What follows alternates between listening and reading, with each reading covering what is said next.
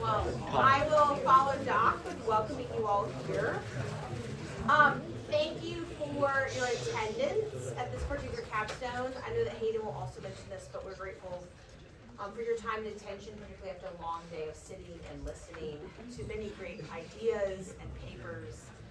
I am Katie Suma. I'm the academic dean here at Chesterton Academy, and I have the honor of advising Hayden's capstone this semester. It is my pleasure to introduce to you Hayden McDonald. Hayden plays varsity soccer and basketball, and is also a proud member of the Augustine House.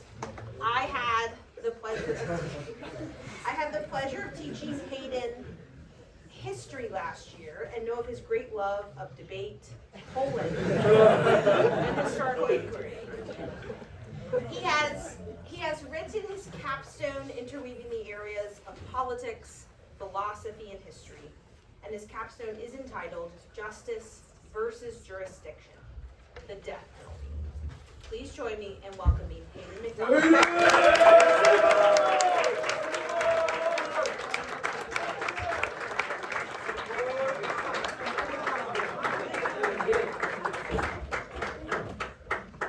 Ladies and gentlemen, boys and girls, friends and family, city boys,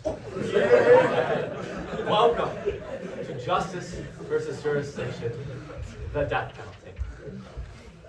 Today, I'm going to talk about the death penalty, but not in the traditional way that it is discussed. Most debates focus on morality or immorality of the death penalty. My project takes a slightly different approach. Instead, I ask, if the death penalty were to continue to exist in the United States, who should have the primary authority or the most fitting authority to administer it? The states or the federal government?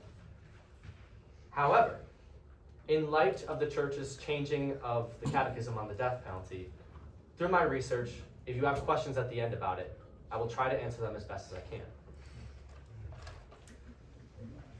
can. The question matters about the states versus the federal government because it affects how justice is carried out, how communities are represented, and whether punishment remains moral or becomes bureaucratic. My argument is that states are generally better positioned to administer the death penalty because they are closer to the communities affected by the crime. However, when a crime directly implicates the entire nation, the federal government should have the authority. First, some historical background of the United States, or of the death penalty in the United States, excuse me. To understand this debate, we need some historical context. The death penalty came to America in the 1600s through colonial law, through the powers of Spain, Great Britain, and the Kingdom of France. Early on, it was used for many crimes, often carried out publicly as a deterrent. Murder, rape, stealing of very important property, which could lead to death on the frontier, stuff like that. By the 1800s, attitudes began to shift. Some states limited its use. Michigan became the first state to abolish it for most crimes in 1846. In the 20th century, criticism increased due to concerns about fairness, racial bias, and wrongful convictions. In 1972, Furman versus Georgia temporarily halted executions. Furman versus Georgia temporarily halted executions because the death penalty was being applied arbitrarily. William Henry Furman, an African-American man, was sentenced to death in Georgia after his gun accidentally discharged during a burglary, killing a resident in per curiam, which is the unassigned opinion. The court found that the arbitrary and practice of the death penalty was being applied discriminatory and disproportionately targeting the minorities and the poor, which violated the Constitution. The ruling invalidated all existing state death penalty laws and commuted the sentences of over 600 inmates on death row across the U.S. to life imprisonment. However, 4 years later, in Gregg versus Georgia, another Supreme Court case in 1976, the death penalty was reinstated after states created clear sentencing guidelines. Troy Gregg was convicted of murder and robbery and sentenced to death under Georgia's revised statute, which required a separate penalty phase to consider aggravating circumstances. Aggravating circumstances will come in later when discerning the death penalty.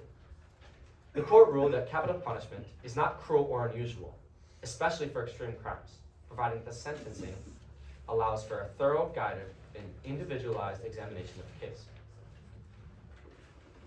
What the ruling did was it created a separate phase after the guilt phase that determined a sentencing phase of the death penalty, which was very important and created more stricter regulations for the death penalty. Today, the death penalty still exists in 27 states at the federal level and within the military justice system, with primary means of execution being lethal injection, hanging, and firing squad, as well as, honorable mention, the electric chair. My argument is grounded in virtue ethics, especially the ideas of Aristotle and Thomas Aquinas. Because of this, my argument, or given argument for the death penalty, is it is a rare form of punishment reserved for the greatest gravity of crimes, such as murder, rape, and serves as a deterrent. This was the prior to 2018 Catechism of the Catholic Church's position, authoritative teaching on the death penalty. Aristotle believed that the purpose of the state, or the polis, is not just for survival, but for human flourishing. A good society promotes virtue and moral character, and tries to fight and secure these and to safeguard them as well. Justice in this framework is not about following rules. Aquinas defines justice as giving back to each person what is due. Two key virtues matter here. Prudence, applying right reason to specific circumstances, and fortitude, the courage to make difficult moral decisions under pressure. Both are great virtues in determining whether the death penalty should be applicable. Virtue ethics emphasizes context. Moral decisions should be made by the community that understand the people, values, and the consequences involved. This is where my argument shifts towards the states. Why are they better positioned? States are closer to the people affected by crime. They reflect local culture, shared values, and moral expectations more accurately than the federal government ever could. Local juries are drawn from the community. Judges are familiar with their region and its legal standards. And this makes justice more personal and morally grounded to the polis, so to speak. The Constitution also supports this structure. Article 4 makes it clear that crimes are primarily handled by the state in which they occur. If the death penalty were only handled by the federal government, justice would risk becoming distant. How could the Supreme Court trial a murder charge within Wyoming? And also abstract, meaning it's not grounded within reality, the justice itself. And it would make it more about procedure than moral responsibility. Justice works best when it is administered by the community that was harmed. Hence, a sense of flourishing is given back to the community. Prudence, mercy, and aggravating circumstances. States use aggravating circumstances to determine when the death penalty is appropriate. These factors allow courts to consider the severity of a crime. For instance, aggravating simply means what makes a crime worse. Murder of a child, death of a law enforcement officer, stuff like that. Intent and responsibility. For the intent and responsibility aspect, there needs to be, like, for first and second and third degree murders, it's usually determining premeditation and other considering factors such as those. Remorse. There is a factors of remorse within our justice system. For instance, pleading guilty in a court of law and maybe the court rewards you with a lesser punishment. This is seen through many trials throughout the history of mankind, not just within America. Impact on the community. What the community sees fitting.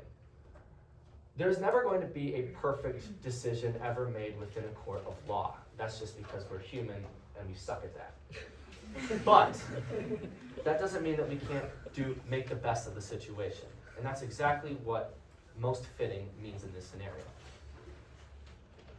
This reflects prudence, applying justice carefully rather than mechanically like the federal government might. I may also add that mercy does not contradict justice. Aquinas argues that mercy can go beyond justice without destroying it. For instance, if I owe my brother $10 for gas and I pay him back $20, I've given him what he's due, but I've also gone beyond the justice. Critique of because states differ culturally, one state may see capital punishment as necessary for justice, while others may prioritize mercy within the justice system. Virtue ethics allows for this variation without undermining the morality itself. Critique of the federal court system. One of my major critiques is how federal courts approach the death penalty cases. In cases like Herrera versus Collins, which Herrera was convicted of killing 2 police officers and tried to file for federal habeas corpus, which in English just means he tried to get out of state execution by going through the federal government. However, the court created an abstract standard. They didn't say it was okay to execute an innocent person. They said that legally speaking, a person who has been convicted in a fair trial is no longer innocent. This is a high level of abstractation that ignores the physical reality of whether the person actually committed the crime, which is typically how the Supreme Court views cases, mechanically, not grounded in moral community. Not whether the defendant might actually be innocent. This shows how justice can become procedural rather than moral at the federal level, as I stated before. Federal courts are designed to interpret law, not to make moral judgments based on community context. This can lead to outcomes that feel legally correct, but morally troubling. When life is at stake, justice should not be reduced to paperwork and technicalities. That being said, the federal government does have a legitimate role. When crimes affect the nation as a whole, such as treason, terrorism, killing of federal officers, or killing of military personnel within foreign countries, the harmed community is not just a state, but the entire United States. In those cases, the federal authority trumps all other authorities because it represents the broader nation or the broader polis. The same logic applies to the military justice system, which operates separately due to its unique role. So to speak, separate polis, military is its own thing. To conclude, justice flourishes within moral communities, not distant bureaucracies. States are better suited to administer the death penalty in most cases because they are closer to people, values, and consequences involved. The federal government should only intervene when the crime directly implicates the nation as a whole. Furthermore, justice is not defined by procedure alone, but by prudence, moral responsibility, and the pursuit of human flourishing. That balance is best preserved when authority remains as close to the community as possible. Thank you very much.